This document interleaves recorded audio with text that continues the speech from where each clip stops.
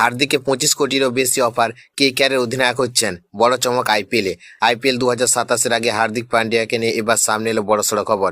Social মিডিয়ায় ছড়িয়ে পড়া একটি রিপোর্ট অনুযায়ী কলকাতা নাইট রাইডার্স অর্থাৎ কেকেআর নাকি হার্দিক পান্ডিয়াকে দলে নেওয়ার জন্য বড় প্রস্তাব দিয়েছে।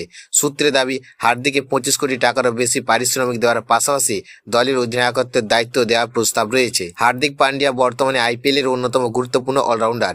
ব্যাট হাতে দ্রুততম রান করার পাশাপাশি বল হাতেও ম্যাচের মোড় ঘুরিয়ে দেওয়ার ক্ষমতা রয়েছে তার।